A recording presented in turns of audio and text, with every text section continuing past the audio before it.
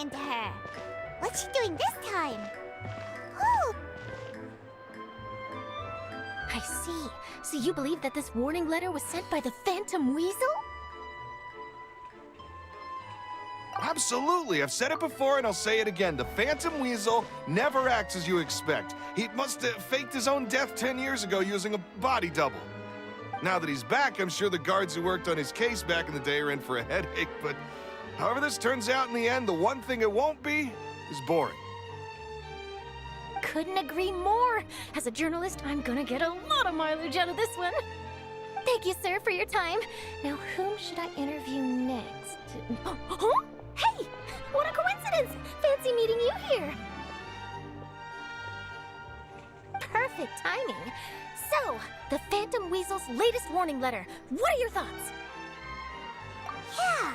This is the first time we're hearing of this one. Could you clue us in? Huh? Oh, sorry. Yes, this case is from a decade ago. I guess you wouldn't know about it.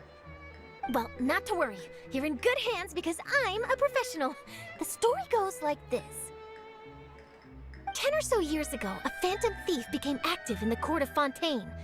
Known only as the Weasel, nobody knew his true identity, and the authorities never managed to catch him. Wow, cool! He sounds like one of those mysterious night burglars that you read about in novels. Precisely. Well, except the part where they actually have a good reputation. Our Weasel targeted whatever people held dear, and no one was safe from his predations. He would just as soon steal a necklace from a rich merchant's safe as he would a toy doll given to a commoner child for their birthday. I know. The phantom thieves you read about in novels rob the rich to pay the poor, but this guy did not discriminate. Unsurprisingly, this didn't work wonders for his public reputation. Every man and his dog wanted to see him behind bars. Yeesh. So, did they catch him? Not exactly. There's a good chance that the Weasel would still be at large to this day if it hadn't been for an accident 10 years ago. A magician named Caesar fell to his death in a botched high-altitude escape performance. When the police went through his personal effects, they found a hoard of stolen loot and gadgets used for criminal activities. And that was how the Phantom Weasel's identity was revealed to all. Sure enough, theft. I had to squeeze through the crowd this morning to get a photo as soon as I heard. Here, it's this one. So, this is the warning letter, huh? Let's see what he wrote. 3 days from now, when evening falls, I shall take from you that which you hold most dear at the Opera House. This is, without a doubt, a clear declaration of criminal intent. After years of laying low, the Phantom Weasel is back with a vengeance. What once seemed like an open and shut case has been blown wide open again. But why has he re-emerged now? And what does he want? I sense an epic scoop, and I'm going for it. Uh-oh. If this thief will steal anything that other people value, does that mean even we might be targeted? Really? Oh, let him try. In fact, Hyman's gonna eat all our snacks right now. Let's see what he can do about that. Okay, the people have spoken. It's clear that the public are very concerned about the Phantom Weasel's reappearance. Let's see, I've got a photo of the letter, my interview notes. Yep, that should be enough to form the skeleton of my article. It does feel like something is missing, though. Something exclusive. Who should I interview next? I need someone with a more concrete connection to the Weasel. Is that who I think it is? Lyney! Magic. Magician. Caesar! The Phantom Weasel! That's it! Let's go interview Lyney! You see, the original Phantom Thief Caesar was a magician too! And what do Phantom Thieves and magicians have in common? They both have an air of mystery about them. Perhaps there's a connection there. Are you serious? What sort of a deduction is that? Oh, relax! My journalistic instinct tells me that an exclusive news story is beckoning. Let's go! No time for delay!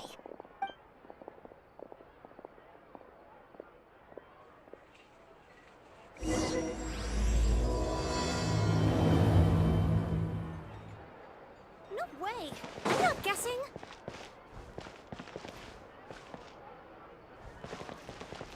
I'll take a guess.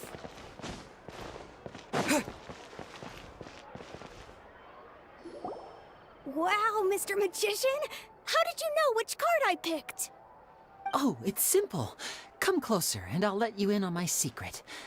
Magicians have a special skill called telepathy, which means we can read other people's minds. Really? Then, what am I thinking now? Well, first you need to relax, because I can see that you're clenching your fist in your mind, as if to say, no, I mustn't let him guess it. Aww. And now you're getting a little flustered. You're trying to find a way to empty your mind, to think of nothing at all. But the more you try to hide a secret, the easier it'll come out. You snuck out from home today, didn't you? You told your family a little lie so you could come out and play. Now, that's not a good habit. You can tell? Oh boy, you really can read my mind. Of course. Oh, and that's the end of my performance. You should really be heading home. Remember to apologize to your family, all right? They must be worried about you. All right, got it. Bye, Mr. Magician.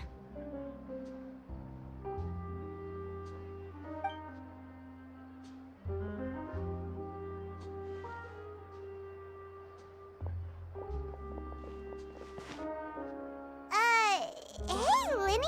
Why, hello. We meet again. Are you looking for me? What's the situation? Well, why don't you guess, Mr. Telepathic? Oh, please. You didn't believe that spiel, did you? The power of telepathy is quite beyond me. I'm sure that child would beg to differ. Seemed like you were right on the money. That was nothing more than a little trickery. I made an educated guess based on his micro-expressions. That, plus the fact that he was the only kid here without his parents, and he looked as guilty as sin. He made it easy for me.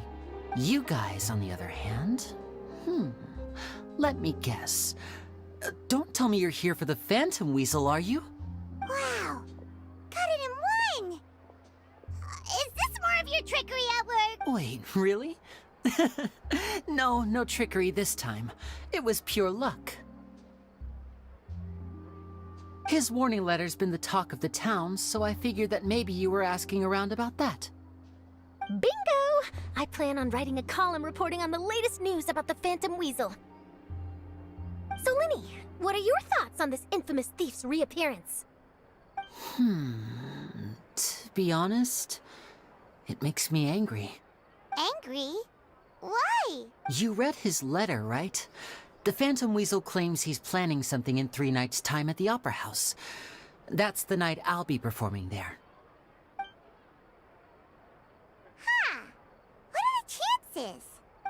Wait a minute, you don't think he's after you, do you? Well, if he is, then his warning is clearly a direct challenge to me personally. And if he's not, then it's still going to be a huge headache for me.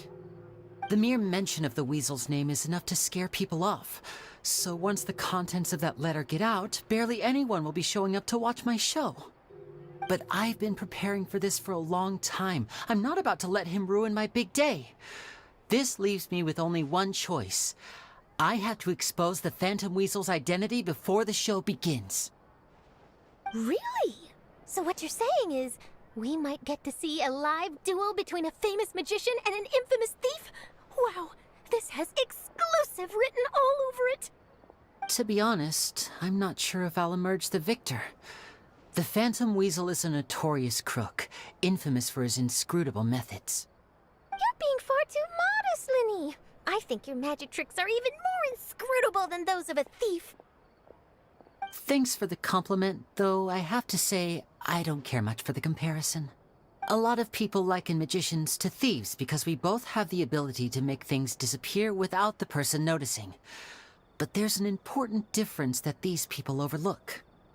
Allow me to demonstrate with a quick magic trick. Here, I have a flower, just an ordinary flower that was picked not long ago. Watch it carefully now. 3, 2, 1. It's gone! That's the question. Where did it go? Therein lies the difference between us. Thieves make precious things disappear, but only magicians make them reappear. If I could now invite you all to check your clothes, there might be a surprise in there somewhere. A surprise? Let me see!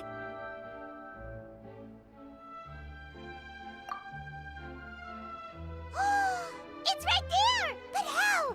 You haven't moved this whole time! What an outstanding trick! Sorry, Lyney, it seems that my previous praise was woefully inadequate. Clearly, magic is the superior art form to theft. Don't worry, I didn't take offense.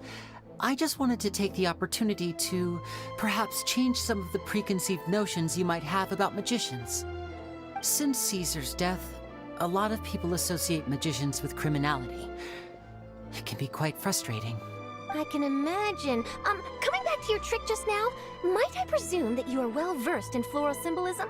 For example, magicians often. But you used a Lumidu spell, which, if I'm not mistaken, allude to separations. I'm curious to know if there was any deeper meaning behind this choice.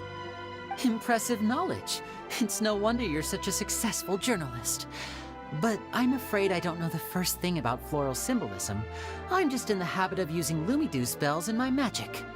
It sounds like something I should look into, though.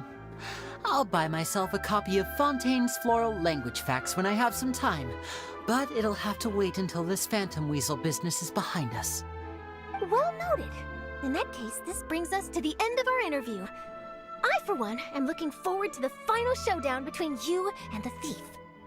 Please feel free to get in touch to update me on any further developments. Otherwise, I will of course see you at your show in 3 days' time, but let's hope the Phantom Weasel is caught by then. If there's nothing else, I'll be off. You've given me lots to work with here, and I've got no time to lose if I want to write that exclusive piece. I'll see you all later.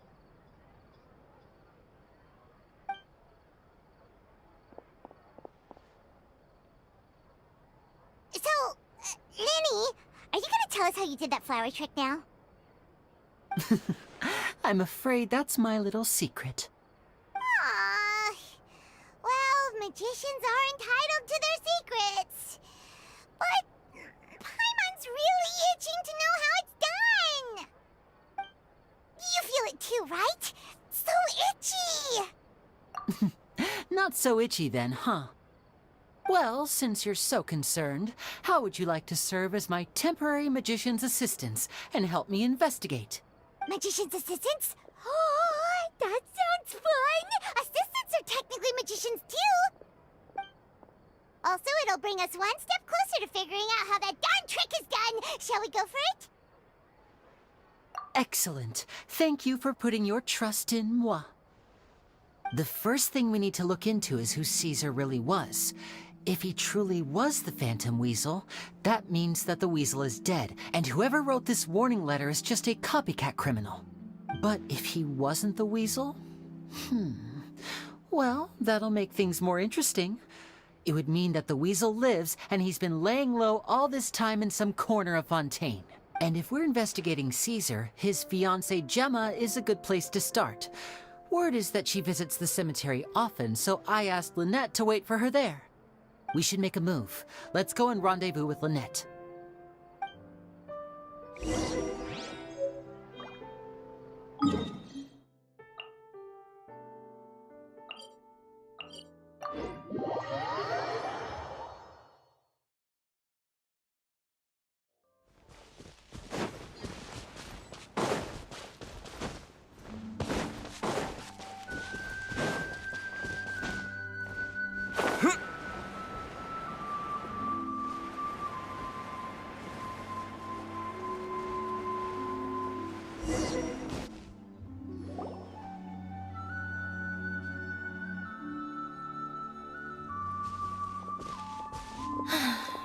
You took your time. Sorry, I bumped into the Traveler and Charlotte en route, and we ended up chatting for a while. It's been a while, Annette. We're working as Lyney's temporary assistants in the investigation of the Phantom Weasel. Thank you. It's good to have you helping. So, what's the situation? Have you seen Gemma? Nope. I've been here a while, and she still hasn't shown up. How bizarre. Maybe it was bad intel. Well, we won't get anywhere by standing around waiting.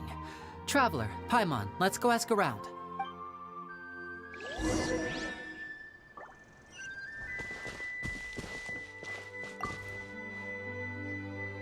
Excuse me, good sir. Do you by any chance know a Gemma? Gemma?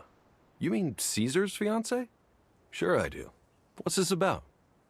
I'm just trying to get a hold of her because I need her help with something. I heard she comes here a lot. Yeah, she does. Poor thing. It's no secret why, either. She's heartsick. Ever since Caesar passed away, she's been coming here once every week to clean his grave. Often, she just sits there in front of his headstone, lost in thought. Sometimes she talks to herself. I asked her what she was doing once. She said she wanted to speak to him again. She knows he's gone and can't hear her from the grave, but she just likes to spend time there, telling her fiancé all about how her life is going. And she's been doing this ever since Caesar passed away? Oh, so 10 years. Wow. Their love must have been really strong. I'll bet. Caesar's reputation fell apart after his identity was revealed, so no one else visits his grave. Gemma's the only one who still thinks about him after all these years. I don't know if the mind lives on in the waters after death, but if it does, I'm sure Caesar must be grateful to have someone who remembers him fondly. If I'm honest, I think this is all so unfair to poor Gemma.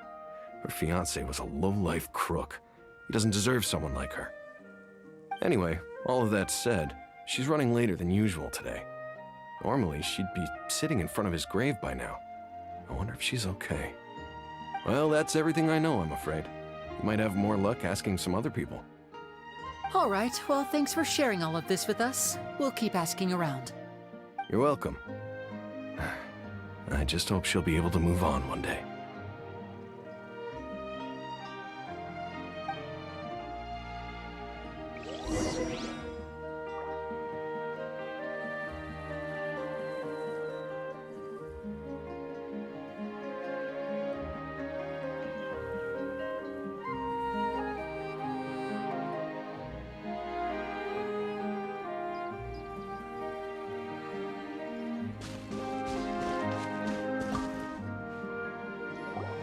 Did you hear the news?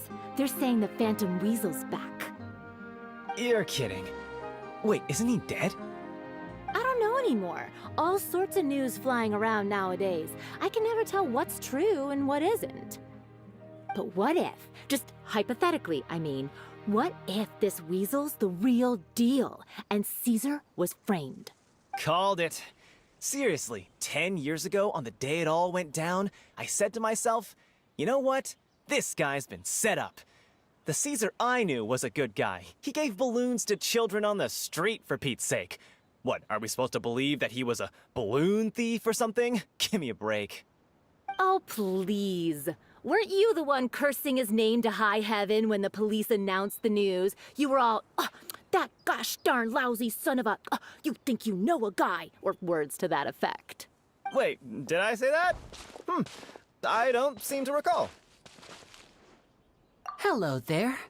Sorry for disturbing you, but I couldn't help but notice you were discussing the Phantom Weasel. We're actually quite interested in this topic as well, but we're struggling to get to the bottom of it. Do you think you could spare a moment to tell us a little bit about Caesar? You've come to the right people. Yep, I was there. Back when Caesar used to perform magic tricks on the street. He was a great magician. The best trick I ever saw him do was pop a transparent balloon, only for a whole bunch of doves to fly out from the inside. I was right up close and didn't blink or look away once. But for the life of me, I still don't have the faintest clue how he pulled it off. Really incredible stuff. I saw him perform too. He always used to bring some gifts along for the kids who came to watch his show, and he'd hand them out after he was done. Sometimes, he even got the kids to write their wishes down, and then he'd make the items on the wish list appear in his next show. Huh. He doesn't sound like such a bad guy. But after he died, there were also rumors that he used the wish list to find out what was precious to people, with the intent to steal it later.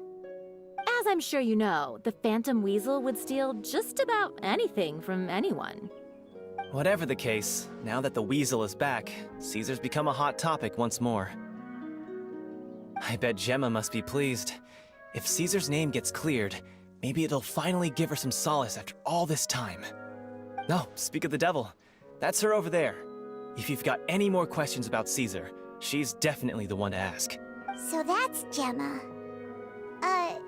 Is it just Paimon, or does it look like something's wrong? Wait, it looks like she's injured. Come on, let's see if she's okay.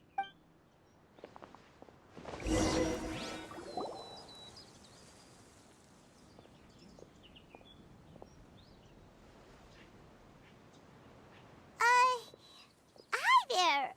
You're Gemma, right? Who's asking?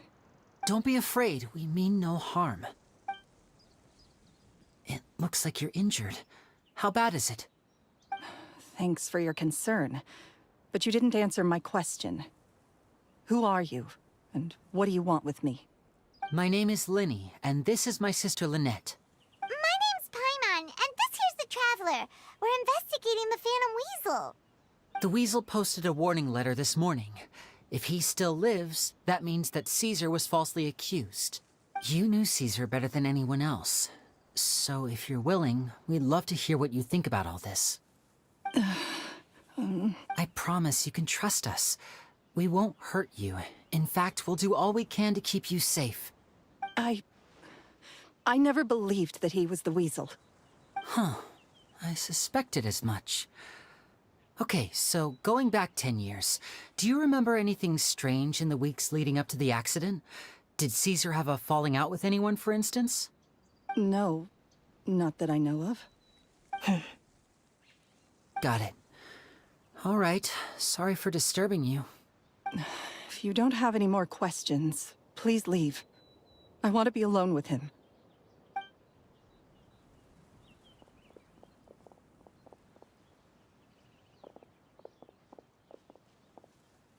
Judging by the look on her face, there's definitely something fishy about her. She's lying. She definitely knows something. That's fair. We're just a bunch of strangers who showed up and started questioning her about things that happened a whole decade ago.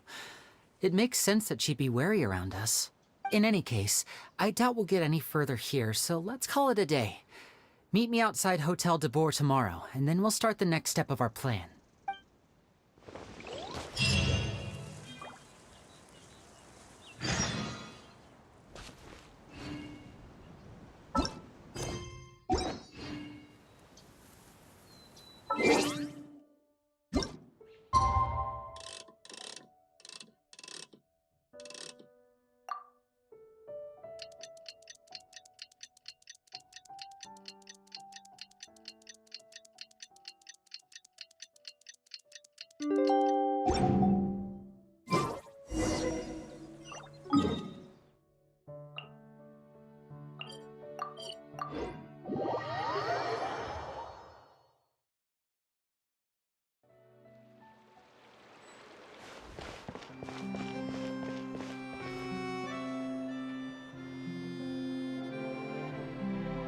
Over here.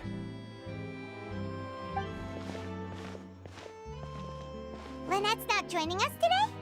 I've had her follow Gemma and see if we can make any inroads with her. They should be at a cafe right now. Still, I don't think that Gemma's likely to open up to us. So, we need a contingency plan. Today, we'll be looking into a guy named Lorenzo, Caesar's former pupil and assistant. When Caesar passed away, all the stolen goods discovered in his home were confiscated and returned to their rightful owners. But Lorenzo was the only one privy to all his magic secrets, and he inherited his craft. Before long, Lorenzo was the next big magician in town, his fame surpassing even that of his master, and it made him very wealthy. He's since left the magic scene, though, and these days, he's a wealthy businessman with his fingers in a lot of different pies. I had to pull a lot of strings, but I managed to get him to agree to a couple of drinks with me. Be warned, though, I hear he's got a hair-triggered temper. We'd best be careful.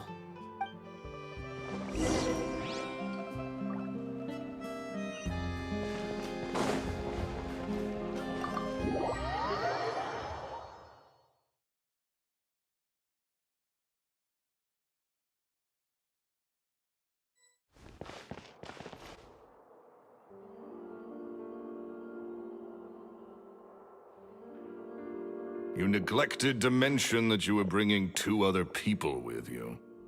My apologies. These 2 are my assistants. When they heard that I was meeting with the former Magic Maestro himself, they begged and pleaded with me to bring them along.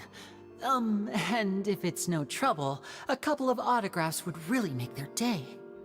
Oh, forget the pleasantries, just sit.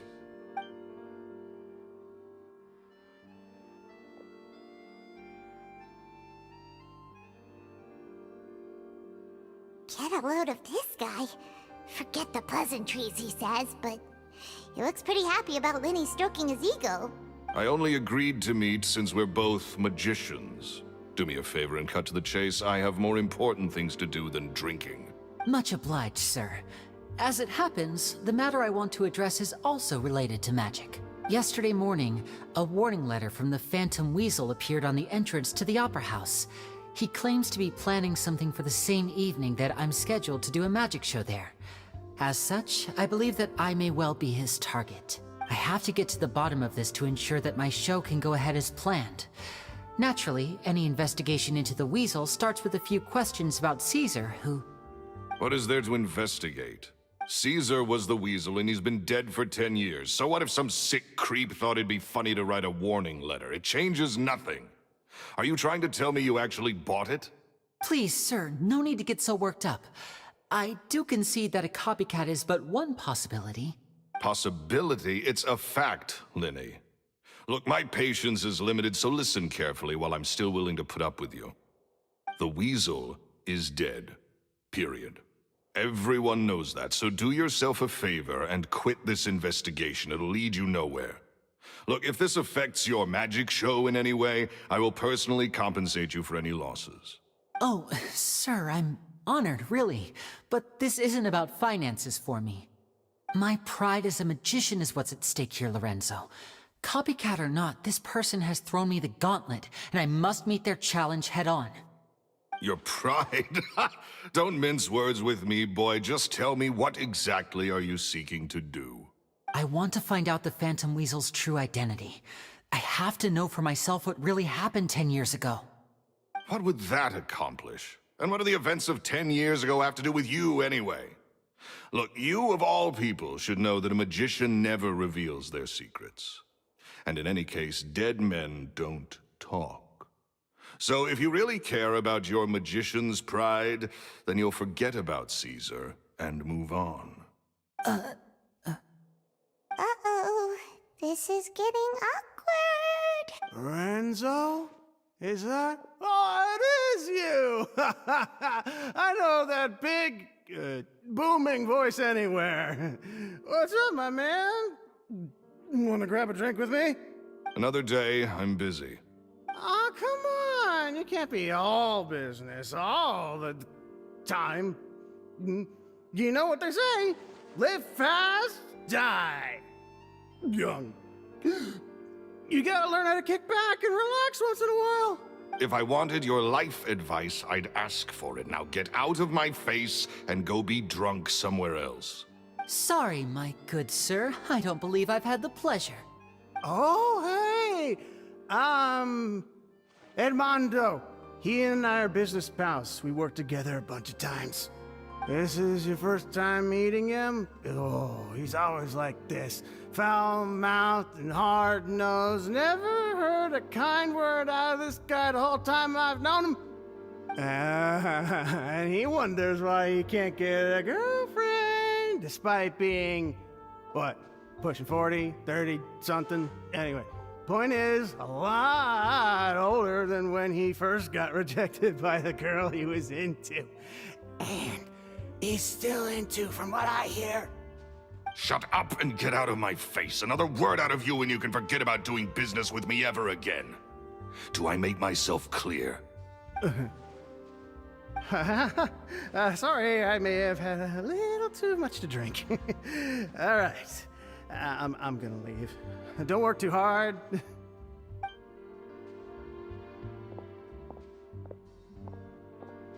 I think it's high time I made a move as well. If you really want to investigate this, Lyney, be my guest. But if nothing good comes of it, don't say I didn't warn you.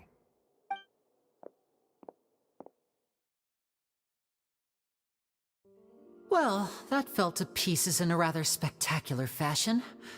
Any thoughts? Totally. And what was all that about compensating you for your losses? Why would someone you just met make an offer like that? He's gotta be hiding something. And not like Gemma. She was a little suspicious, but this guy's definitely covering something up. I think so too. We need to look into Lorenzo more closely. That guy Edmondo seems to know a thing or two about him. He only just left. Let's see if we can catch up with him.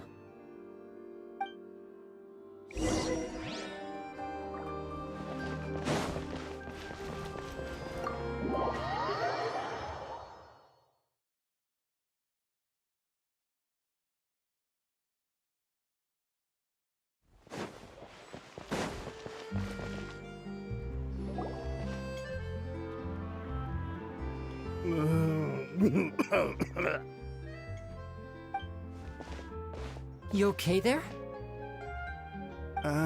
Who are you? Oh, it's you guys. Don't worry about me. I must have had one too many. I just need to ride it out. I say way too much back there, didn't I? Yeah, I nearly talked myself into complete financial ruin. Note to self, no more drunken chats when Lorenzo's around. So, he was serious about threatening to cut you off? Ugh, Paimon knew he was a bad egg! Hey! Keep your voice down. Don't go prying into Lorenzo's personal affairs. Bad things happen to people who ask too many questions. Or make an enemy out of him. What kind of bad things? Don't even ask. I'm sorry. I'm gonna have to cut this conversation short. I'm not crossing that line again. And take it from me, trouble with Lorenzo is one thing you don't need in your life. You saw him flare up back there. I don't know what you said to him, but clearly it touched a nerve. That's not a good sign. You're too young for this. Don't get in over your head. I'm leaving.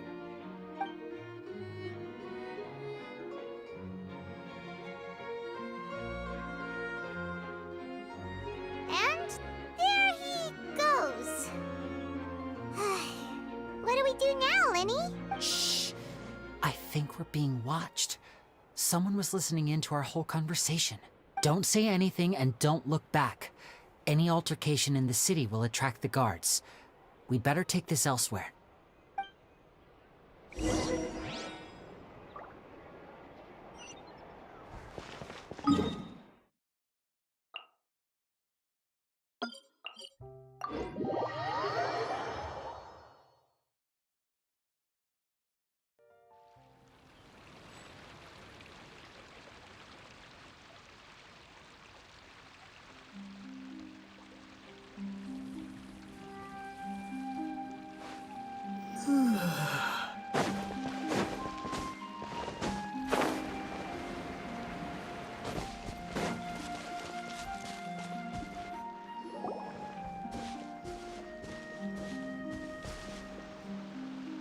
You followed us a long way.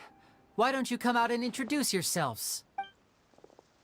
So you're Lyney. And where's your sister? Ain't she with you today? Save us the trouble and go fetch her for us. Let's not drag this out. Paimon doesn't save your questions, missy. You ain't gonna need answers where you're going. Capiche? Looks like we can't avoid this fight. Now, I'm not the strongest fighter, so I hope you're ready to back me up. Don't worry, we got this! And voila! One with nature. As one with wind and cloud. Curses. Tougher than we thought. Vision wielders are always trouble. Intimidation ain't gonna work like it did on the lady. Come on, let's scram! Hurry, wise guys! We ain't through with you yet! Oh, they got away! Did you catch what they said just before they left? Sounds like they just wanted to rough us up as a scare tactic. And they've already done it to someone else, but who? You're right. She was injured when we saw her yesterday, and she acted like she had something to hide. Maybe she was too scared to tell us the truth because those guys had threatened her. Well, if that's the case, she should be more willing to open up to us once she learns that those thugs won't be bothering her anymore. Let's head back to the cafe and see if we can get any information from her.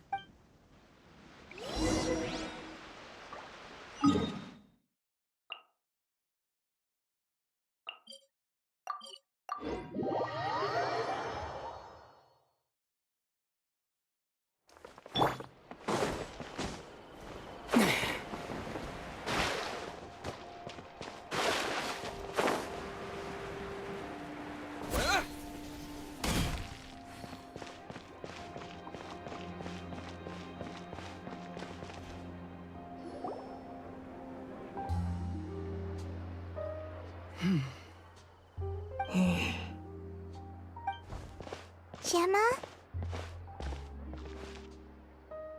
You again. What is it this time? We just ran into the men who've been threatening you, and we gave them a taste of their own medicine. So, you can relax now. We're here to protect you. What? Why? I didn't tell you anything. Why would they come after you? Sounds like they're no strangers to you. That's putting it mildly. I know them all too well, and I hate them with every fiber of my being. It's been 10 long years, and still every time I try to look into Caesar's death, they show up and warn me not to do anything stupid. How do I know I can trust you?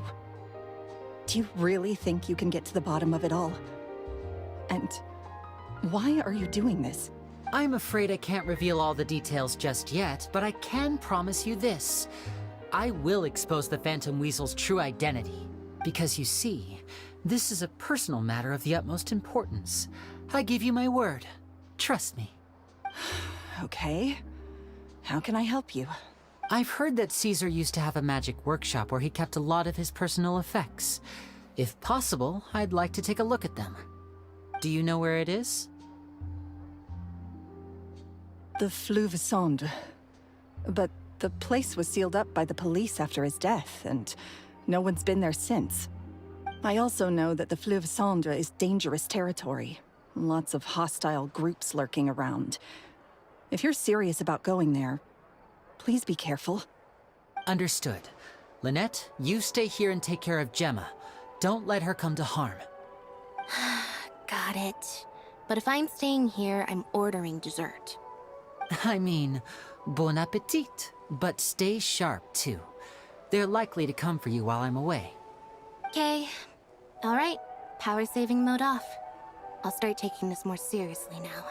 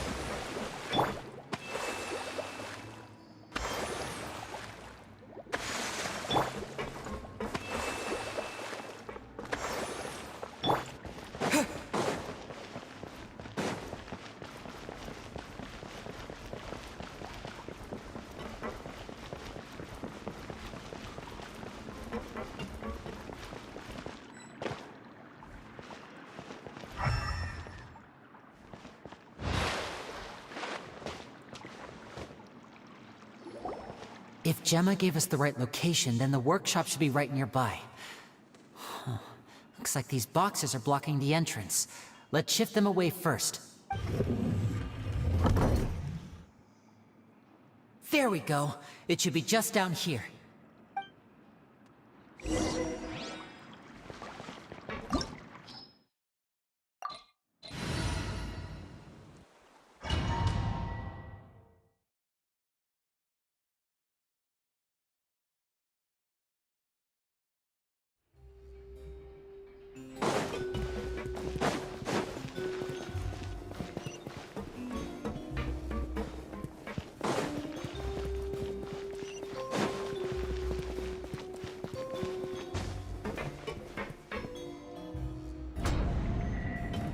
So this was Caesar's workshop.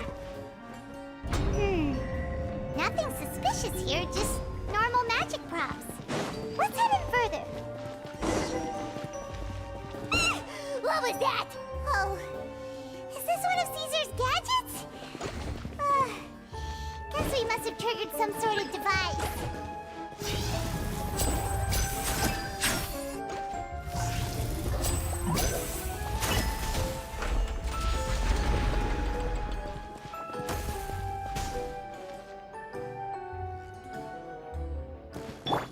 Let's move out. Rest and rebuild! The wind knows me. Now disappear!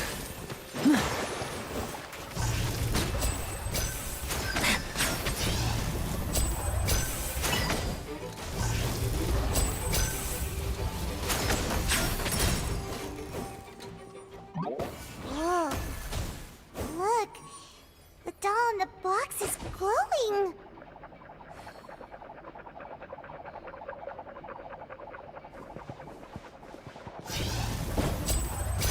There's something written on the card on this doll. Let's take a closer look.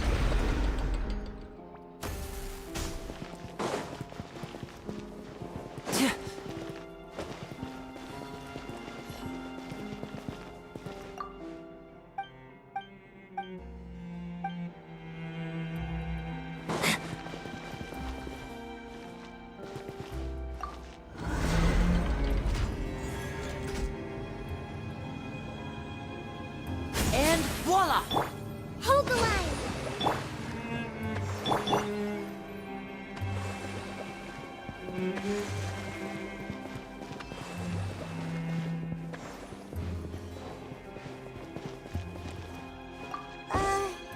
These magic boxes are moving.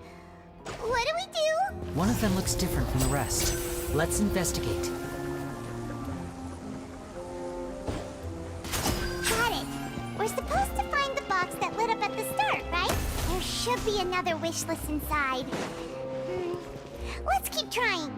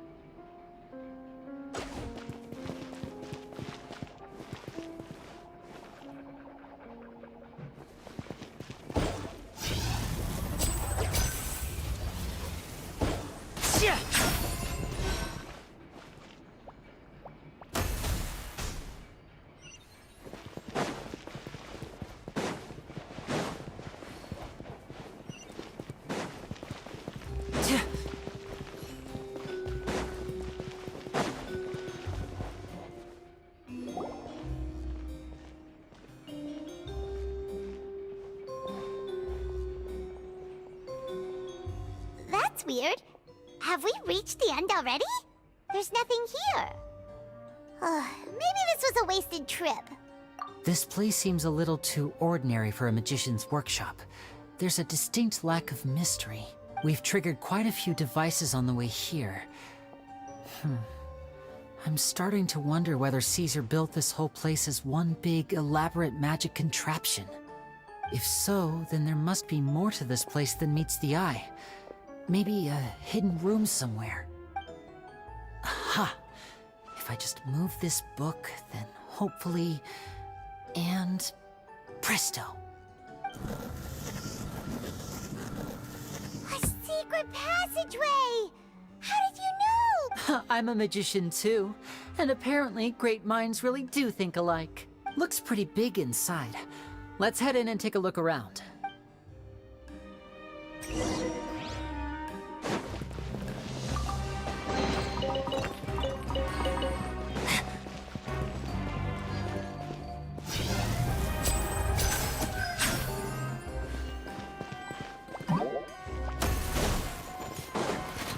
Now disappear! Fallen leaves, adorn my night! Here comes the finale!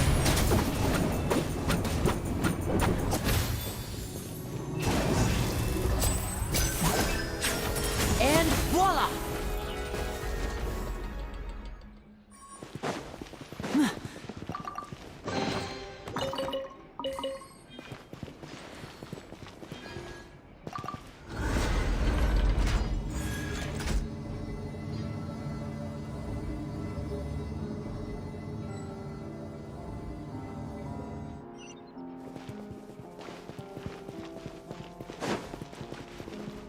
Now disappear! Germinate! One with nature. Rest and rebuild! As one with wind and cloud. Go!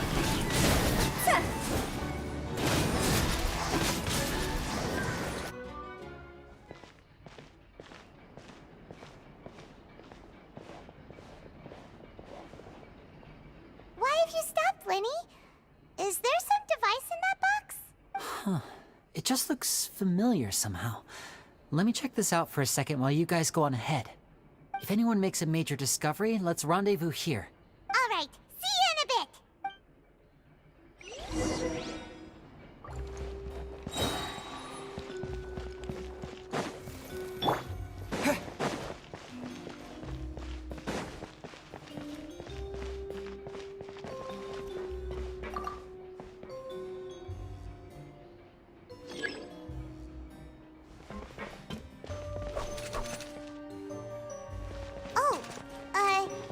Seems like we can't step on the same tile twice.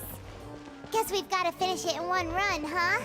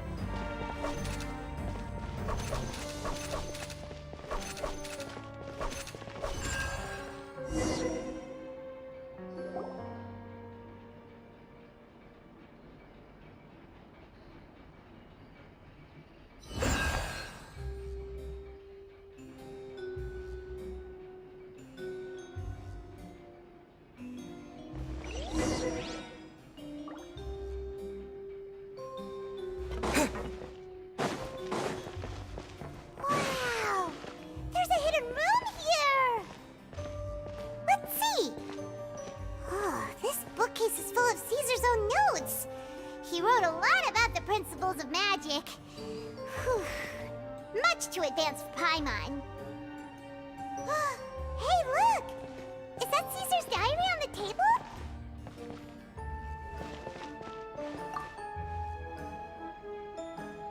This book's thick as a brick! Let's take a peek inside it, shall we? It's nearly time for me to go on tour. I asked the two kids if they'd like to come with me, but they shook their heads. I once overheard them talking about their father and their mission. Sounds like their parents have other plans for them. I guess we'll be parting ways soon. It's only been 10 days since I first met them, but I think that I've gotten a feel for their personalities now. They're very tough, but also very cautious, and they trust no one but each other. They hide things from me too. For example, when I asked them where they live and why they wanted to learn magic, they lied.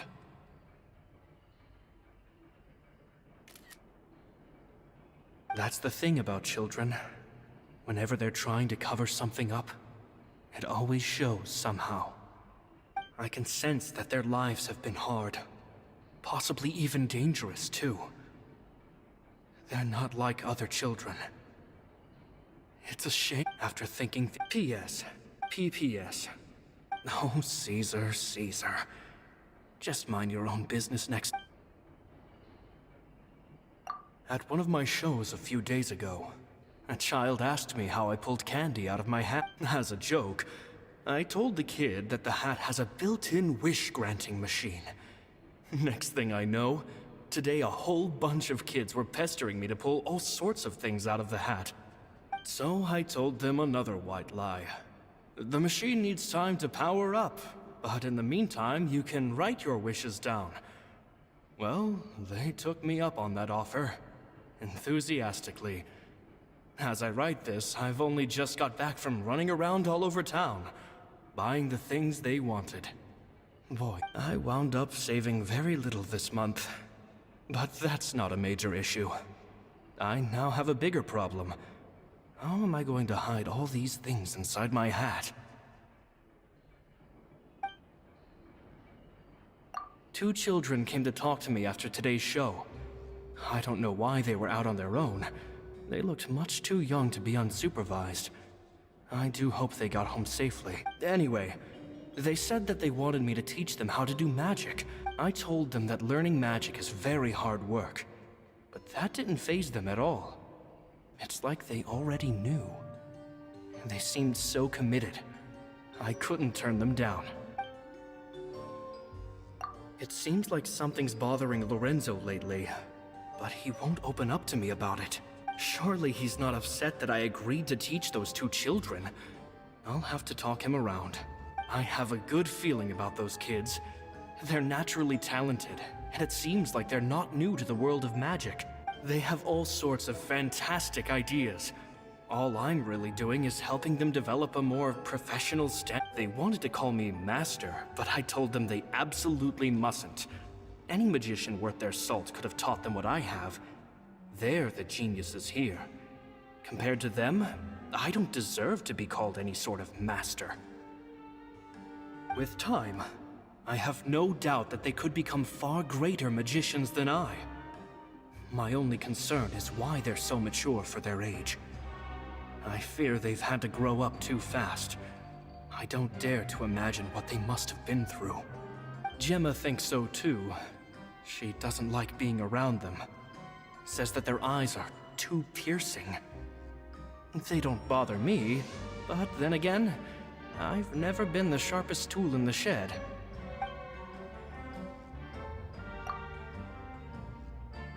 Two magic geniuses with a father and a mission, huh? Sounds a lot like he was writing about Lyney and Lynette, don't you think? So did they meet Caesar when they were kids? Let's go ask Lyney!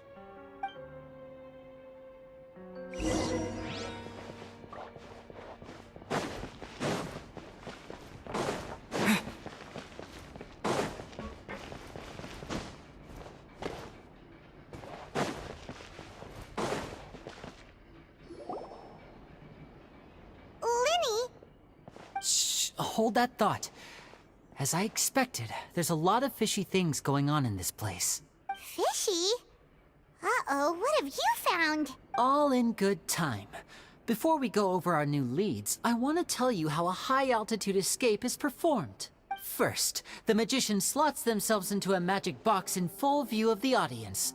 The box is then suspended high in the air, and a short while later, the base automatically opens. At this point, a dummy will fall out of the box, but it looks real enough to grab the audience's attention, and they start wailing and screaming. Meanwhile, the real magician, who has by now blended into the crowd, waits for a good moment to make their appearance and put on a hysterical performance. Oh no!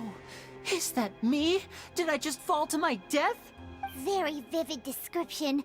Paimon can really picture it. And then what? The audience's gaze then turns to the magician, and by the time they realize what's happened, the dummy has vanished, as if everything that just happened was some sort of shared illusion. Of course, that's just how I think the process should work, theoretically speaking. The inventor of this trick never performed it successfully. When the box opened, Caesar was the one who fell out, and not the dummy. He fell right to the ground from the highest point of the opera house. No one could hope to survive that fall, not without a vision at least. And no one else has ever attempted this trick since. My understanding of how it works is just based on what I could gather from his notes and the relevant gadgets here in his workshop. So Caesar's famous high-altitude escape has never been done, huh? Paimon was about to say how cool it would have been to see it in person, but if it's that dangerous, it's probably for the best that no one else tries to do it. Wait a second. So if a dummy's supposed to drop out of the box, then where does the real magician go? How does he get out? Glad you asked. That brings us to the secret of said box.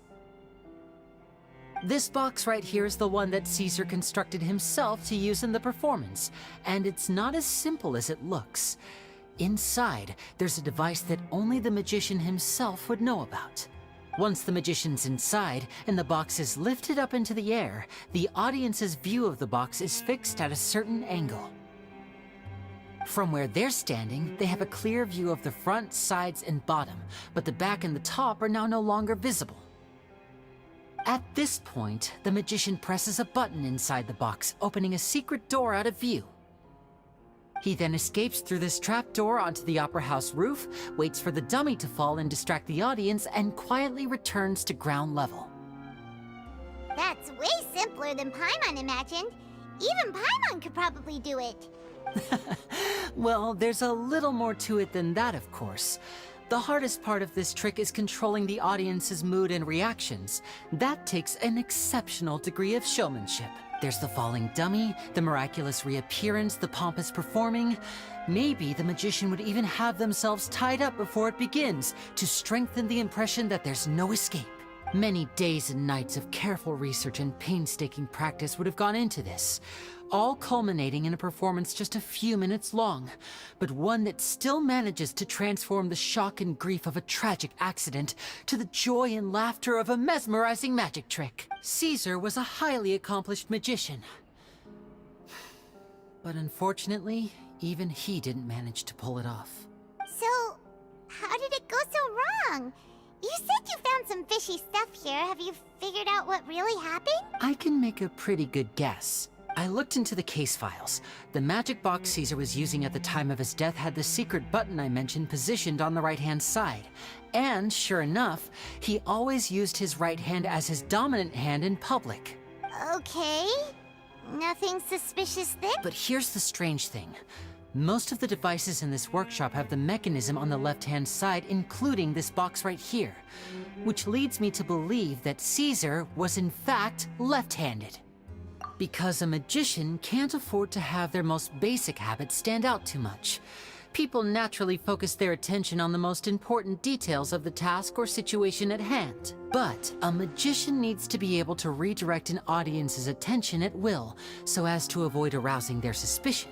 The essence of magic is getting people to believe a lie.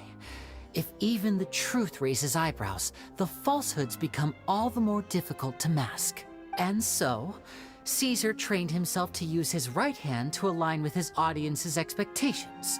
But in his most stressful and nerve-wracking moments, and when no one was watching, reflex would kick in and he'd use his left hand. That's why he set his gadgets with the mechanism on his left. Exactly. I think that's likely what happened. Caesar would have been under a lot of time pressure during the escape. He'd have had mere seconds to open the hidden compartment, retrieve the dummy, then open the secret door and make a swift escape. But I'm sure he was confident. He would have rehearsed countless times to the point where it was second nature. He'd barely need to think about what he was doing because muscle memory would guide him through. So he opened the compartment, took out the dummy, checked everything was in order, and then went to leave. With his left hand, he reached for the button, and suddenly, his heart skipped a beat. It wasn't there. Much like when you reach for your keys but find your pocket empty, his mind needed a moment to process what was going on. Instinctively, his left hand would keep feeling around for the missing button, maybe for another second or two, until the bottom of the box gave way. With the stakes being as high as they were, just a 2-second delay cost him everything. The authorities would find nothing suspicious and conclude that his death was due to his own error. When in reality, someone switched the boxes, and they did it to murder him. But how would they be able to make the switch without being noticed? That would be difficult to pull off, no? It would have to have been someone who knew that he was left-handed, and who could move his props around without arousing suspicion. Someone who was always by his side. Isn't that right, Lorenzo? You just couldn't let sleeping dogs lie, could you? There's not a lot of people who'd go to all this trouble for some magician who died 10 years ago. I didn't want to have to do this, you know. Silencing you the hard way just creates more problems for me to deal with. But I gave you your chance. I hoped you'd do what's good for you and back off like the lady, but you disappoint me. You mean Gemma? So you are the one who's been threatening her! Yes, although however stubborn she might be, she was never much of a liability. But you people, you never even knew him, but for some reason you just wouldn't drop it. Which is why you can't leave this place alive. Take them out, and make it quick. Do your worst!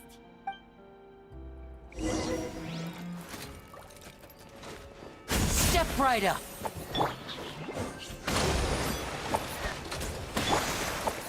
The wind knows me.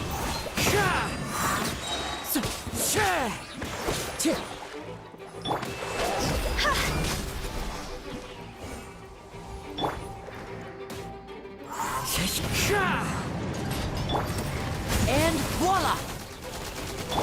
Fallen leaves, adorn my night!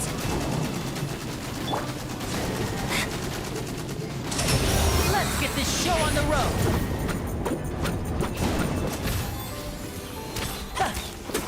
Step right up!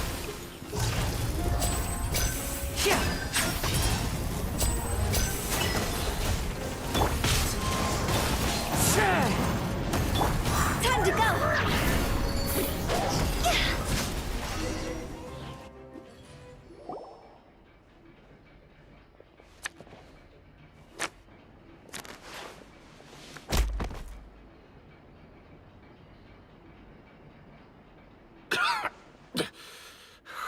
You kids are tougher than you look.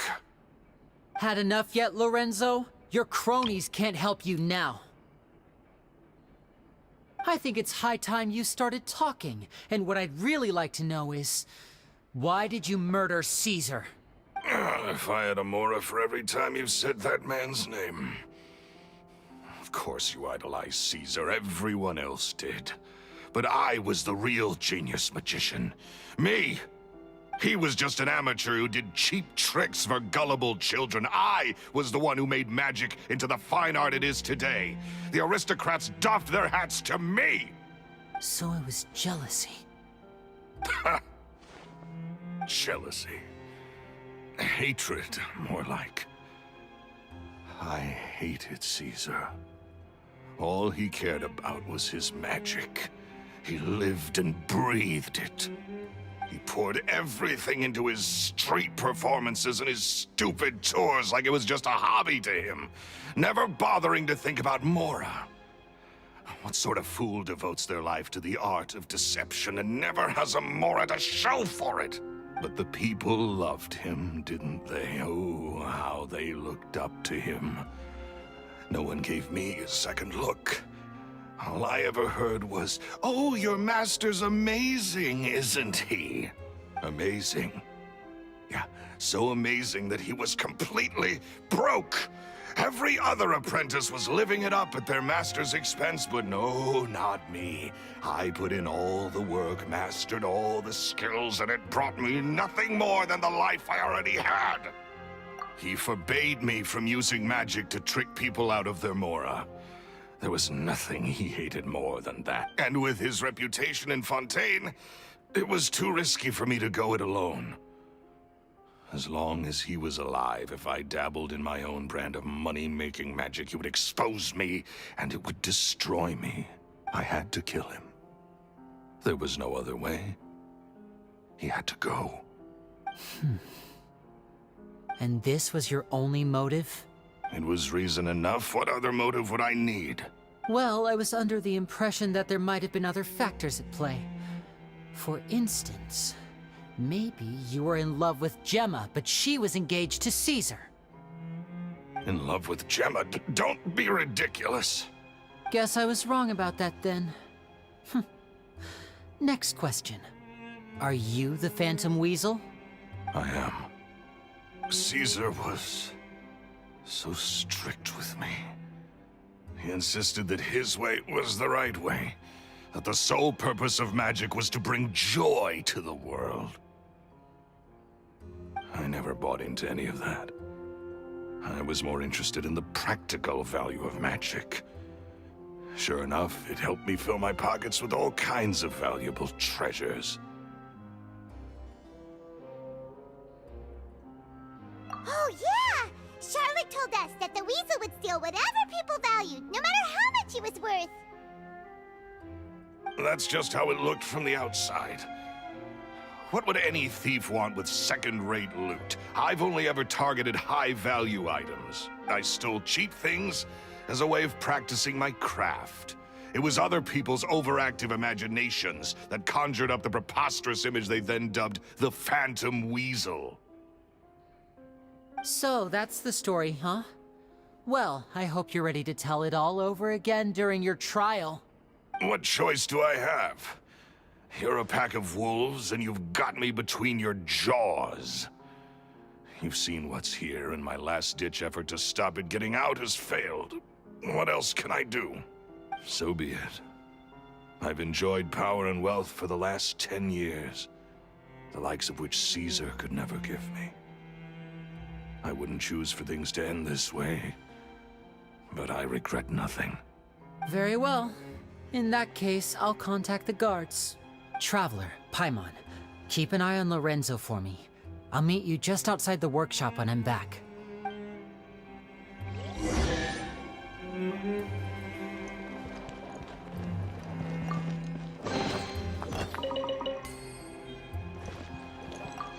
At least I can finally stop looking over my shoulder now.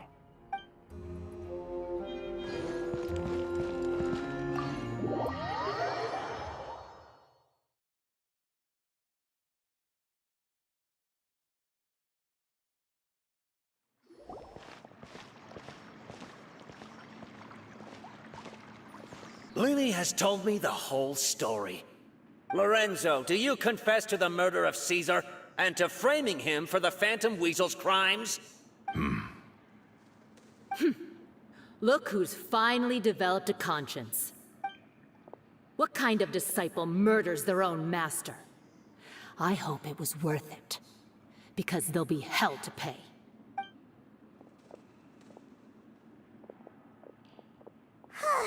Looks like it's all over. What should we do next, Lyney? Should we start preparing for your show? Let me think. Let's rendezvous with Lynette and Gemma first. With Lorenzo in custody, Gemma will no longer have to fear for her safety. Good point. We should go tell Gemma the good news right away. It'll give her some peace of mind for sure.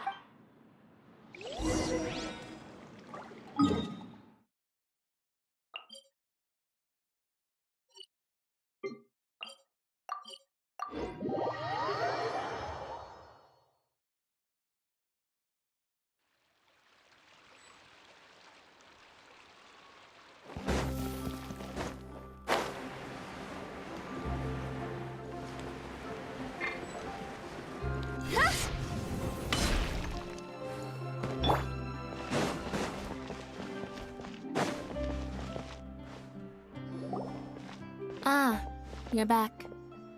You were so quick. I've only just finished my third dessert. Your third? Lynette, come on, we've talked about this. Everything in moderation. You're not gonna have any room left for dinner now. It's fine. I'll shift to exercise mode and jog off the excess sugar. That's besides the point. Well, it's done now, but try to eat a more balanced diet in the future. Point taken. Did everything go okay? Of course! Lorenzo was no match for us. The guards are taking him into custody as we speak. Gosh, that's amazing. I'm sorry, I still didn't know if I could trust you, but now it seems I can. I had my suspicions about Lorenzo, but I... It's okay, we understand. He did threaten you. Paimon would find it hard to trust strangers in your position too. But you don't need to be scared anymore. Everything's gonna be okay. Sorry. My emotions are all over the place right now. I've been waiting for this day to come for so long. I always wanted to report Lorenzo. He took all of Caesar's property, which I found suspicious. But I had people watching me all the time, so I couldn't risk looking into it. I was so afraid. I was scared he'd do something terrible to me, and then no one would be left to visit Caesar's grave. So I never had the courage to speak out. Thank you all. Truly. Thank you so much.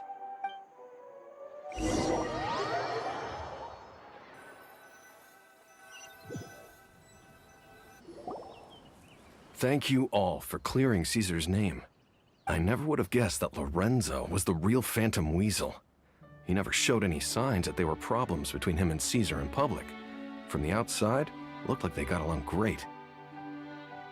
And to think that lowlife's been living life to the fullest all this time, while Caesar's name was getting dragged through the mud. It's a travesty. At least his soul can finally rest in peace now, thanks to your efforts.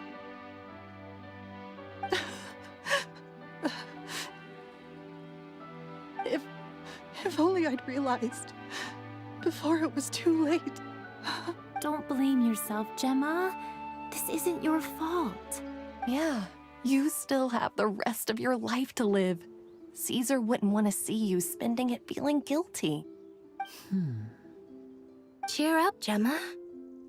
My brother's doing a magic show at the Opera House tomorrow evening. Would you like to come along?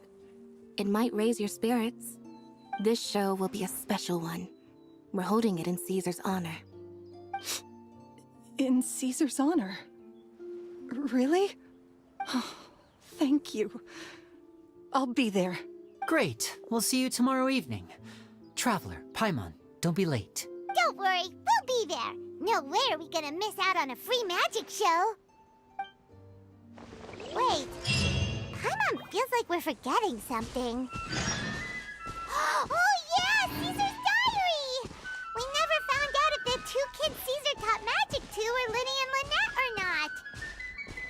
Lyney changed the topic back in the workshop, so we didn't get a chance to bring it up. Oh well, guess we'll just have to ask Lyney tomorrow evening.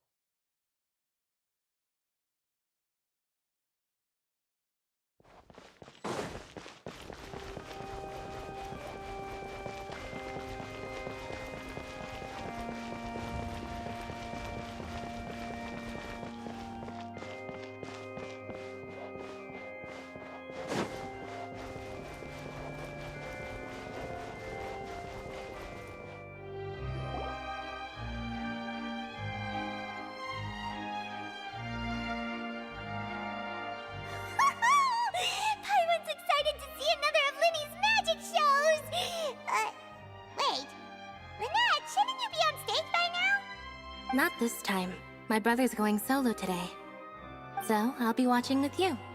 Good evening, ladies and gentlemen. I hope everybody's ready because the show is about to begin. The great magician Lyney has prepared a spectacular show for us all tonight, concluding with an all-new grand finale that no audience has ever seen before. Wow! A new trick! Thank you all so much for coming. Now, prepare to join me on a journey through the mystical and miraculous.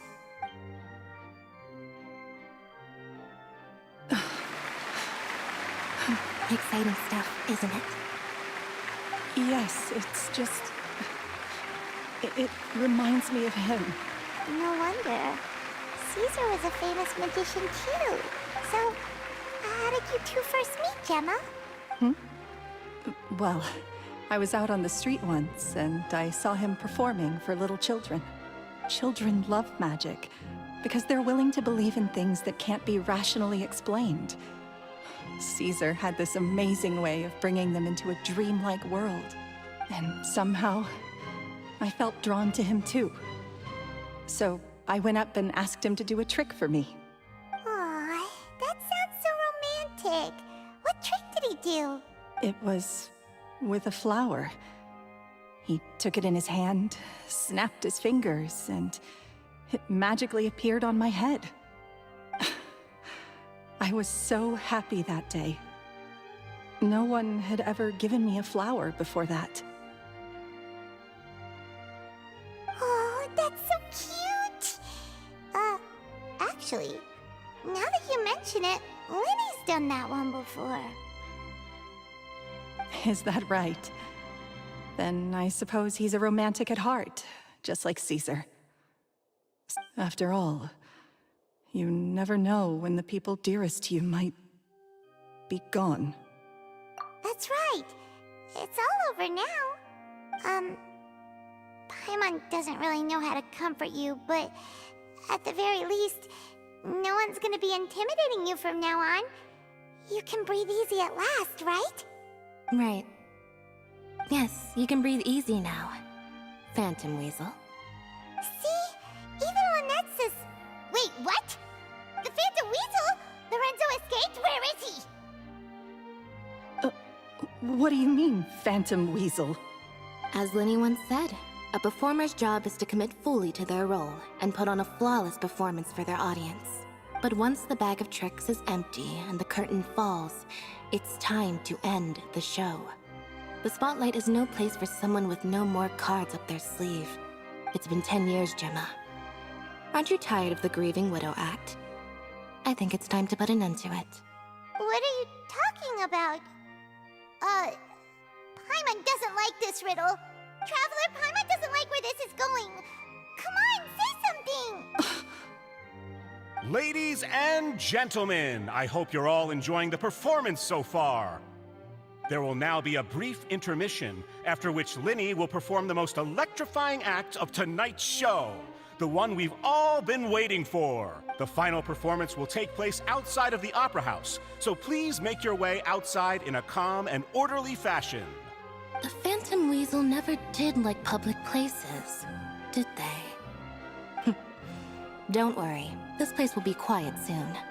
Let's talk somewhere else for now.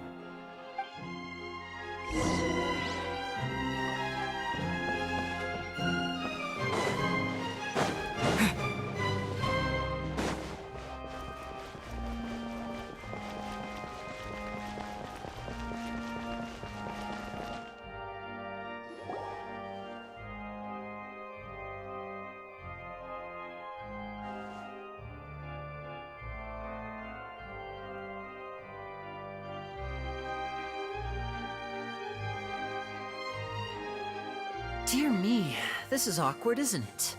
And unfortunately, I'm all out of gadgets, so I'm afraid I can't do any tricks to liven up the mood. This is a big mistake for a magician to make, but thankfully, I do have a backup plan. Now, who wants to hear a story? Lyney, don't we have more important things to address right now? Lynette accused Gemma of being the real Phantom Weasel a moment ago. Oh, what the heck's going on? All in good time. Magicians are good at guessing what people are thinking. I know the questions you want to ask. And as it happens, the story I'm about to tell might answer a few of them. Really? Well then, let's hear it! Paimon's dying of curiosity! Let's go back to the very beginning. A decade ago, when the Phantom Weasel was terrorizing the court of Fontaine. She never missed a target, never left a trace, and no treasure was safe from her thieving hands. But as her infamy grew, so did the readiness of the police, and her opportunities to act became ever fewer. Every day, she ran the risk of being exposed for who she was. Of course, she could not simply take this lying down, and before long, she found her ticket to freedom. She would create a scapegoat, a false weasel to close the chapter on her behalf. After weighing her options, she set her sights on a renowned magician, Caesar. After all, magic and theft shared enough similarities for people to buy the story when the truth came out. So then what? Being the master deceiver she was, the weasel easily earned Caesar's trust. Now, all that remained was to frame him for her countless crimes. But as she was considering how to make her move, she noticed Caesar's aggrieved pupil, and a new thought entered her mind. Maybe I don't need to get my hands dirty after all. At her encouragement, Lorenzo tampered with Caesar's magic box, causing him to fall to his death. Afterwards, Lorenzo seized his master's property, and the weasel set about tarnishing Caesar's reputation. Two co-conspirators committed the perfect crime.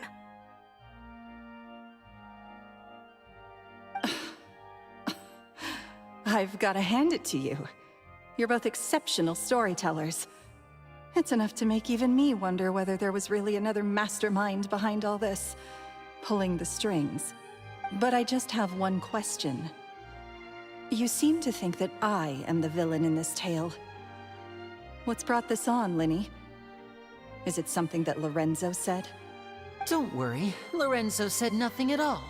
But I never believed that he was the weasel, and in fact, my investigation only made me more certain of that. He was too forthcoming with his confession, as if there was something else he was trying to hide. How disappointing. So you'd sooner trust Lorenzo than me, even without a shred of evidence? A magician is an expert at playing the audience to get the result they want.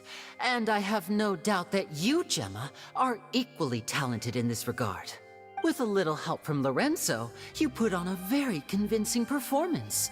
The lovesick fiancé, whose devotion to her betrothed is unshakable, even under threats of violence. Caesar was maligned and hated by all for 10 years, but you? Everyone sympathized with your plight. Who would suspect for 1 second that the lovely young lady always seen weeping in front of Caesar's grave was actually the mastermind behind his demise? No, not that poor lady. Perish the thought. Wait, so you mean the whole intimidation thing was just a hoax? Gemma and Lorenzo were both in on it? But why would Lorenzo agree to that? And why didn't he sell her out even at the end instead of admitting to being the weasel himself? Yes, why indeed? Maybe Gemma herself could enlighten us on that question. Well, Lyney, if you're so confident in your version of events, then I think the answer should be obvious.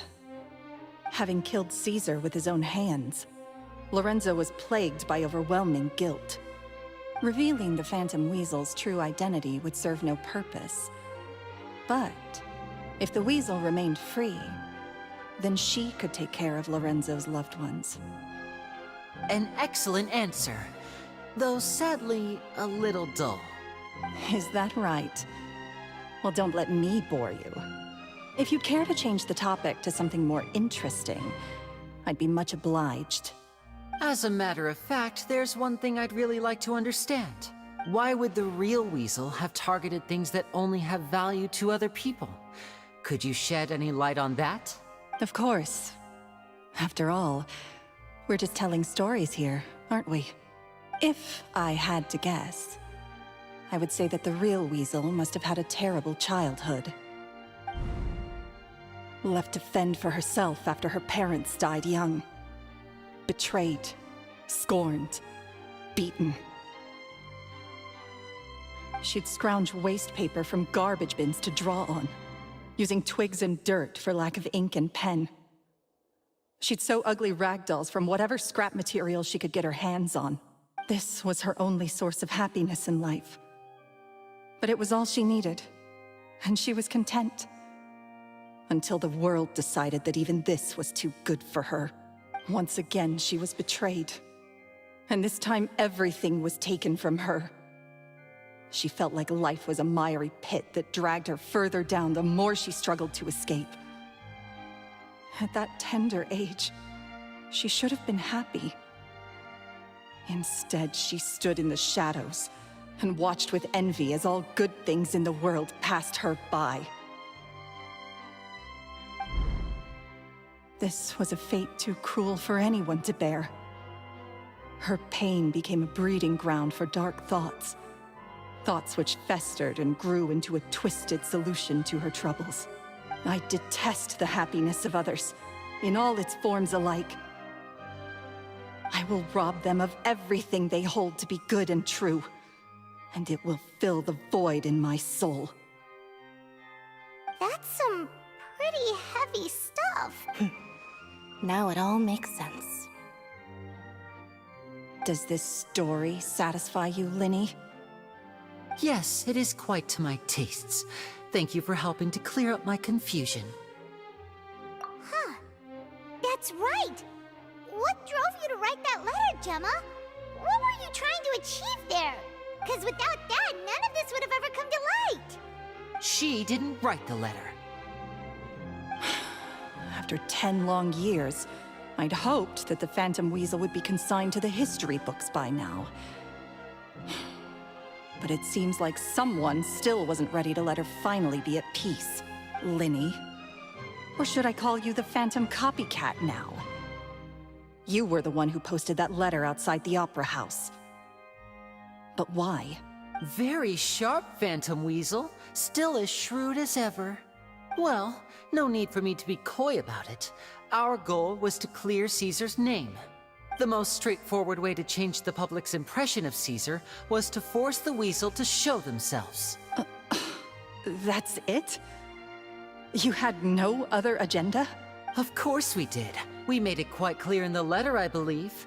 I shall take from you that which you hold most dear, just as you did to me 10 years ago. 10 years ago? You mean Caesar's death? You met him? Wait. Oh, I get it. You were those two obnoxious kids.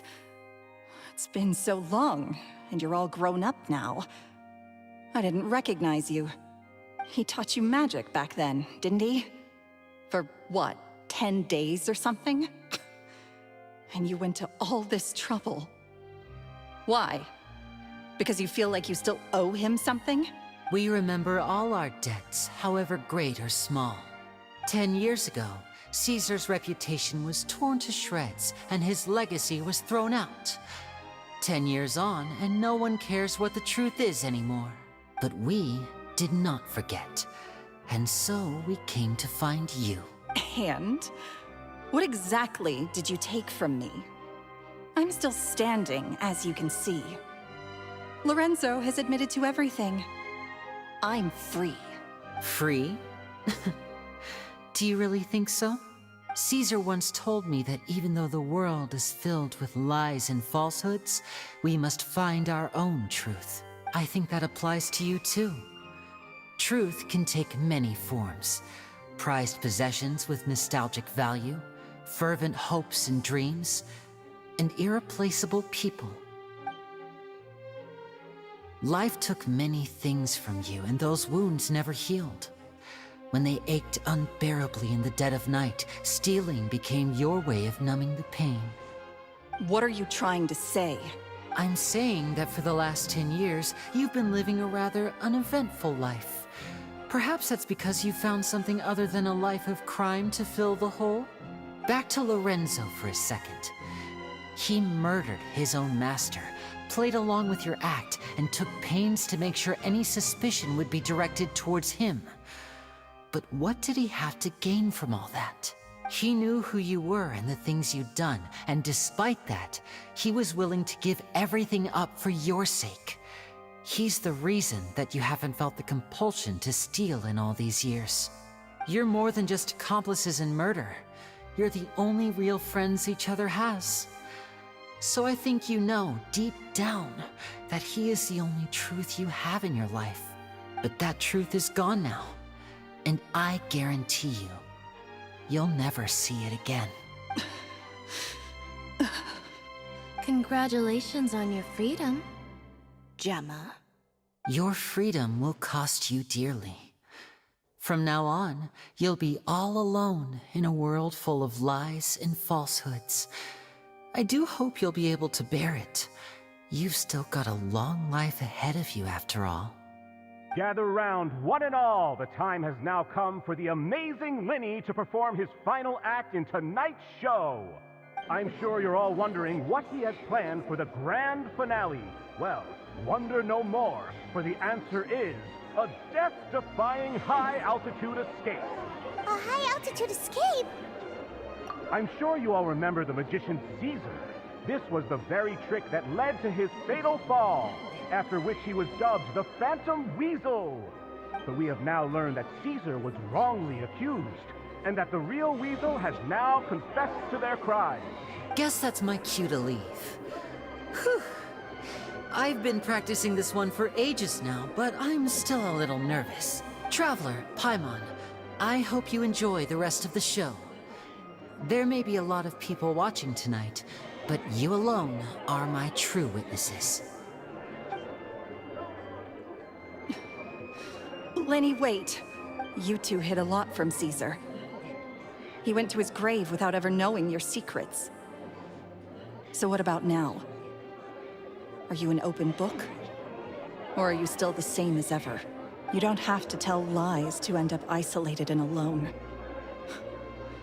One day, you'll end up exactly where I am today. Maybe then you'll finally understand. You're wrong. I'm nothing like you. So, what are we, doing now? Like Lyney said, when you're ready, let's head outside and watch the show. But what about Gemma? She'll figure out what's best for her soon enough. Oh, and if you'd like to see Lyney after the show, you know where he'll be. The usual haunt. All right. Well, let's go and watch Lenny's finale then.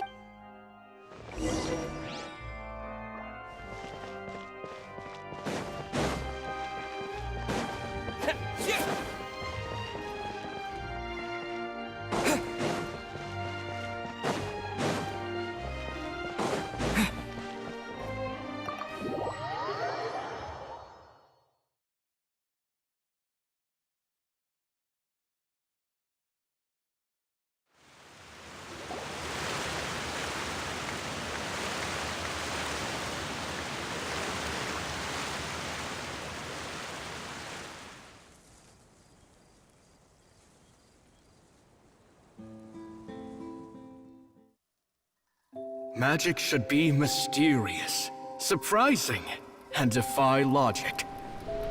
Magic is hard work. Every single movement has to be practiced thousands of times. It's alright. We're used to that.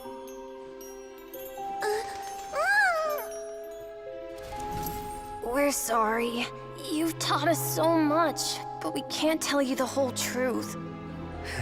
It's okay. Do you still remember what I told you? This world is full of lies and falsehoods. I only hope that one day, you can find your own truth. What about you? Have you found your truth? Magic is my truth. I want to perform a magic trick so great that people will always think of me when they talk about it. For a magician, what greater honor could there be? Look! Behold! Lyney is sealed inside the box. Will he manage to escape? 10 years ago, Caesar attempted this very trick, and it was at this precise moment that... Lyney! Watch out!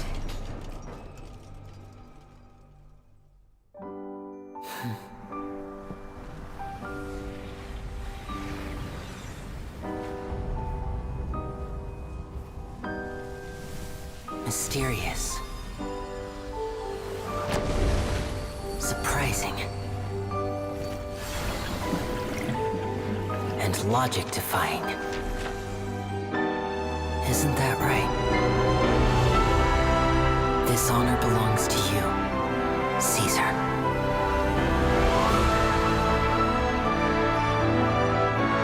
I'm just sorry it's a little late.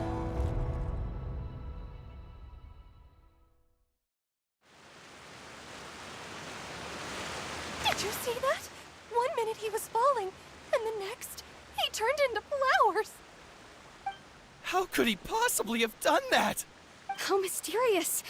I didn't blink once. He just vanished, right in front of my eyes. What a heart-stopping magic show. This was really worth the trip.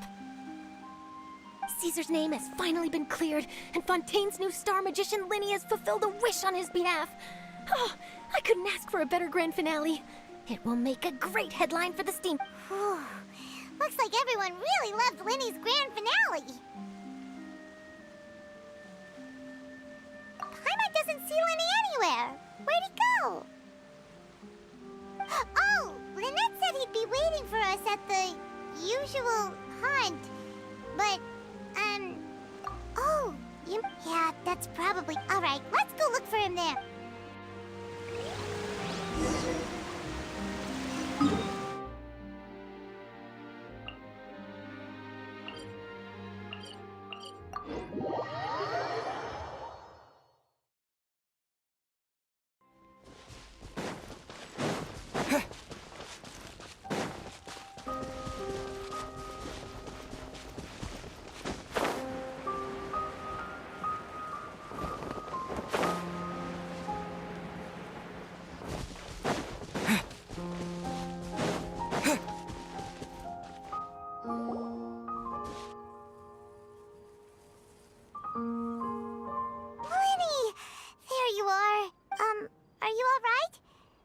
Was scared to death when the chain broke. Paimon was sure something had gone horribly wrong. Magic is a performance art. A magician has to get creative to keep the audience on tenterhooks. That's our job. So I tweaked Caesar's original setup a little to keep it fresh. I was honestly a little nervous during the live performance.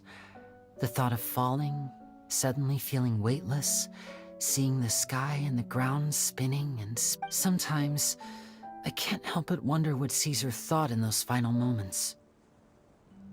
Did he regret taking Gemma and Lorenzo on? Or did he believe that it was his own slip-up right until the end? You know, Paimon's been wanting to ask you about something ever since we were in Caesar's workshop. You learned magic from Caesar once, didn't you? After I joined the House of the Hearth. To be honest, Lynette and I had an agenda when we approached him. I told you about my past before, remember? As a young boy, I survived by secretly learning magic from street performers. I'd watch their tricks and try to figure out how they were done. But I quickly realized that observation alone could only get me so far. What I saw was the polished final performance, but the rigorous training they put in behind the scenes remained. I needed to learn how to improve my sleight of hand, hone my misdirection skills, and make niftier props. We were gifted enough that we'd made some progress by ourselves, but without proper guidance from a professional magician, we quickly plateaued. So that's why you sought Caesar out? Yes. We figured there was no harm in asking, but it took us by surprise that he was so willing to teach us. In all, we only spent 10 short days together, but he was very good to us. By contrast, we hid so many things from him. For instance, when he asked why I wanted to learn magic, I answered, "It's my passion." But in truth, there was already a lot more to the story by then. After being taken in by an aristocrat for our magic talent, then betrayed soon after, this was no longer about me doing what I loved. What amazed me was how the lie escaped my lips even as I was hesitating over whether to tell him the truth. Trust is a beautiful thing. Sadly, I'd forgotten how to trust by then. Lyney. Still worried about the way I feel? You really are a gentle soul, aren't you? But don't worry, I'm used to it now. From the mansions of the elite to the house of the hearth, lies and selfishness have followed me and Lynette everywhere we go. After Caesar went on tour, we became busy with our missions. The next we heard of him was that he'd fallen to his death, and was now declared to be the Phantom Weasel. That night, I remembered his smile. But as I lay there, I didn't know what to say to him. To keep secrets is to put up walls. The longer you keep them up, the less you let people in. Then, one day, you look around and realize your life is like an empty auditorium after a show, full of seats once occupied by all the people who left. But I guess that's the price we have to pay. You only realize how much someone really meant to you when you lose them completely. That's why I was so confident this would hurt Gemma. Because I felt it for myself. Yeah, cheer up, Lyney. We've had to say our fair share of goodbyes during our journey, too. But whatever happens, Paimon always believes in what tomorrow brings. Delicious food, fun toys, and the traveler by my side. Paimon just needs to focus on things like this, and all the unhappy stuff goes right out the window. You know, Traveler, doesn't that kind of make you Paimon's truth? Exactly. It's the same for me and Lynette. We are the truest thing each other has in the world, and nothing can replace that. Life has taken plenty from us, like it did from Gemma. But at least it left us with each other. That's what gave us the strength to get through the darkest day. That's why the darkness never consumed me, and why it... Alright, time to lighten this conversation up a little. What did you think of the show tonight? Were you happy with it? It was amazing! Paimon just wishes we hadn't been so distracted with the Lynn! Whoa, that's a bit of a tall order, I'm afraid. The show's just finished, so my sleeves are decidedly card-free right now. Aw, come on! Surely you can think of something. The Lyney Paimon knows can do anything if he puts his mind to it. Oh, all right then. I'll give it a go, but only because it's you. Watch closely. I have a flower in my hand. You liar! There's nothing in your hand! We ain't going along with this! Huh? My goodness, you're right. But I could have sworn I brought one here with me.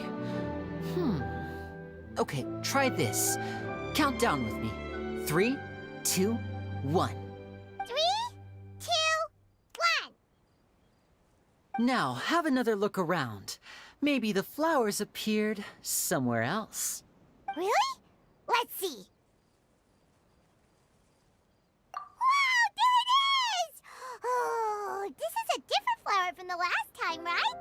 This one's called, oh yeah, a rainbow rose.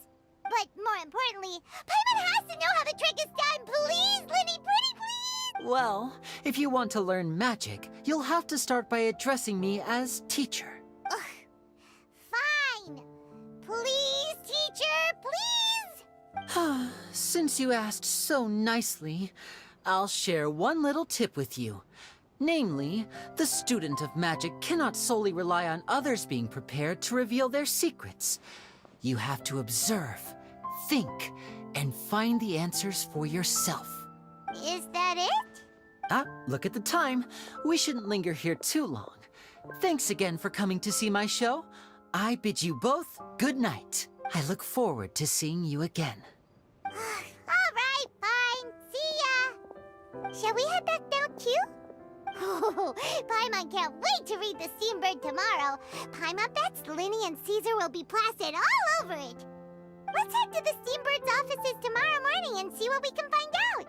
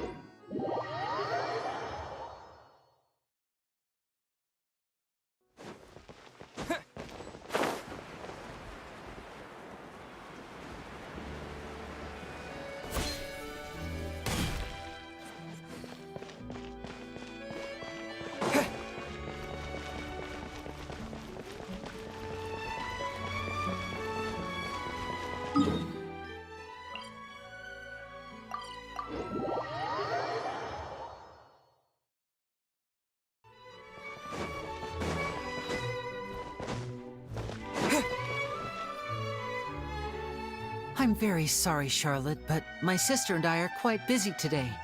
I'm afraid we'll have to decline this interview. Oh, please, Lyney, I'll only take a moment of your time, if you would be so kind. Huh? What's happening here? I spent all night writing my piece about the Phantom Weasel, but just as dawn broke, That was quick. Too late, bro. That was quick, you say?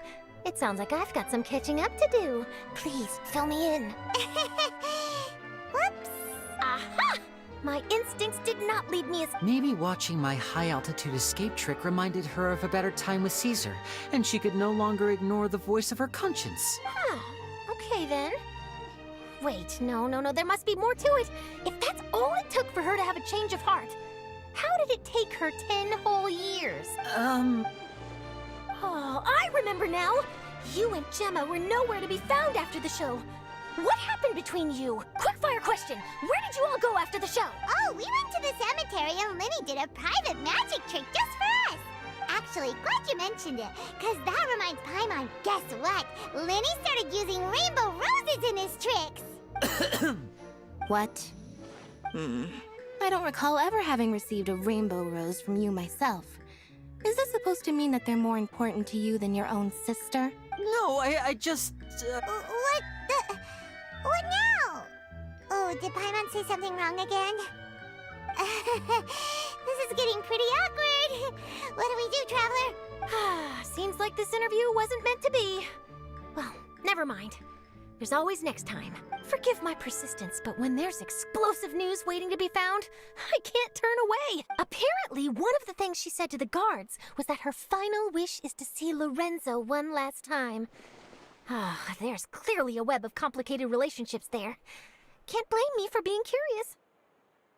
All right, I guess I'll leave you to continue the rest of your conversation in peace. Bye for now.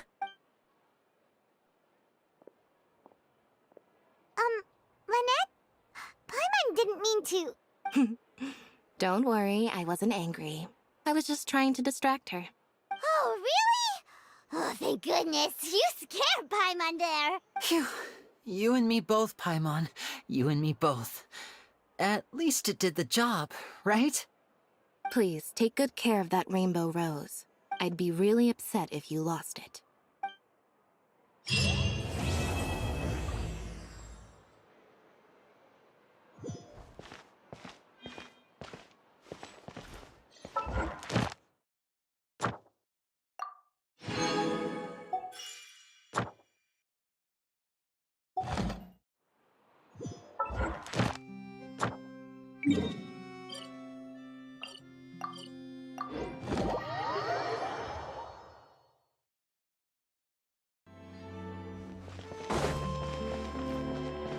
Ad Astra.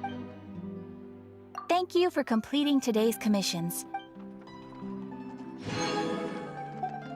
Ad Astra.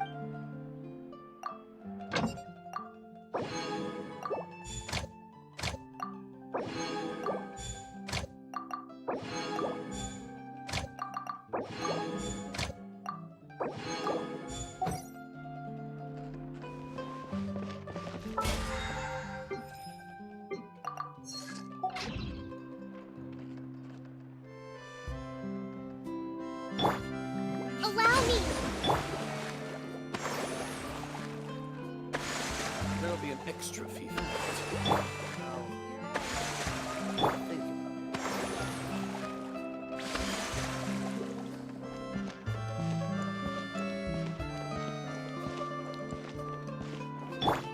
Hold the line!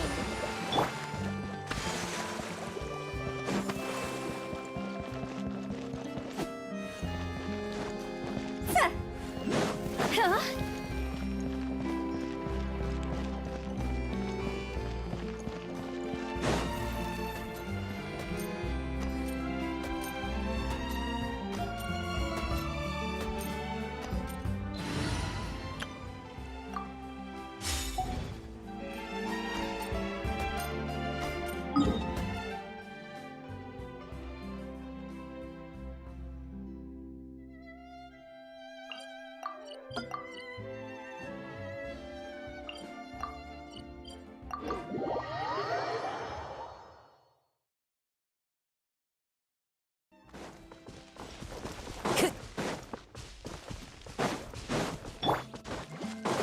Let's move out.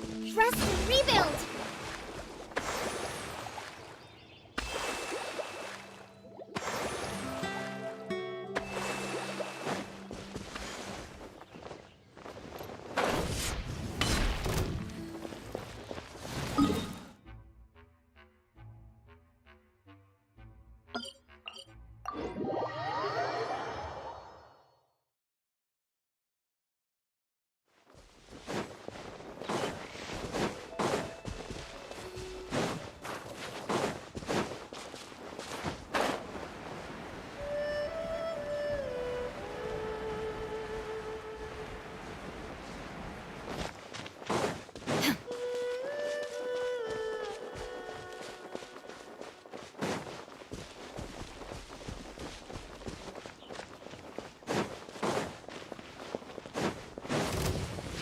Shine down!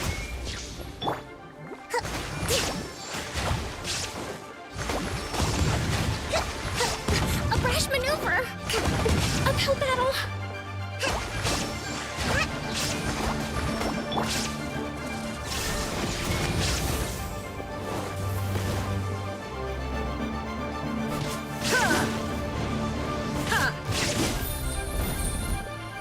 There is no escape!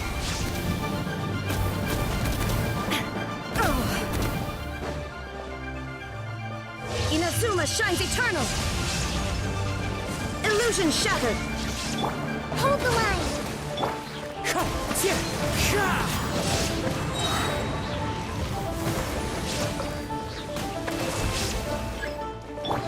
Rest and rebuild! Wind strike! As one with wind and cloud! There is no escape!